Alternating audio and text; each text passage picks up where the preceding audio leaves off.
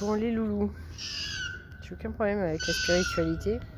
Et si ça vous fait du bien de vous dire que c'est votre âme qui souffre et que donc vous allez dépasser la souffrance et que c'est une chose qui n'est pas réellement réelle, tant mieux pour vous.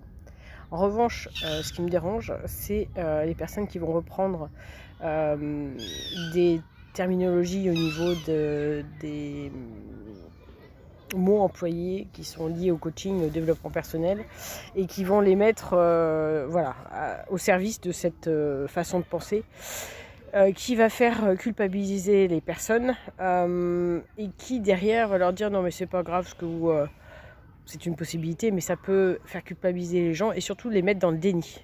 Ne t'inquiète pas, tu ne souffres pas, allez, vas-y, passe à autre chose. Et en fait, pour dépasser une douleur et pour dépasser quel que soit, c'est un mini-deuil, et dans ce deuil, il y a plusieurs émotions, et il y a plusieurs choses. Et la première chose, c'est de l'accepter et de se dire qu'elle est réelle. Quand on souffre, c'est réel, c'est pas juste une interprétation. Voilà. Et plus on passe par ces étapes et plus on se laisse justement le temps de passer par ces étapes et de le ressentir, effectivement, plus on va pouvoir les passer. Or, on est dans une culture qui décidément a décidé que ça soit la colère ou la douleur, il fallait la laisser de côté. Là, on est dans le déni et c'est redondant avec ce que je vous disais précédemment. Donc, si vous, ça marche, tant mieux. Mais ne demandez pas aux gens de mettre de côté ce qu'ils ressentent, parce que c'est un ressenti qu'on met de côté, parce que là, on est clairement dans le déni. Et par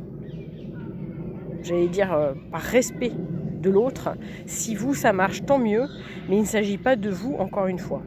Donc, donnez, si vous voulez, des conseils, dites comment vous avez fait, mais ne l'imposez pas et encore plus, ne légitimisez pas ça en vous reposant sur de la croyance, quelle qu'elle soit. Voilà, ça c'est important.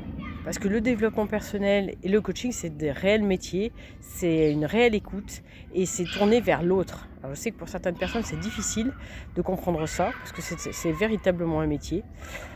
Donc, s'il vous plaît, laissez les gens vivre leurs émotions comme elles ont besoin de le vivre et faites en sorte de leur laisser cette latitude et cette possibilité. Ça, c'est très important. C'est même le plus important, quelle que soit l'émotion, que ce soit la joie, la peur, la colère, la peur, la colère, etc., etc. Le tout, c'est effectivement de ne pas s'y arrêter. Mais plus on l'intègre et plus on prend le temps, et des fois ça peut prendre des années peut-être, et ben c'est pas grave. Voilà, c'est ça en fait qui est important, c'est qu'on laisse la personne aller à son rythme.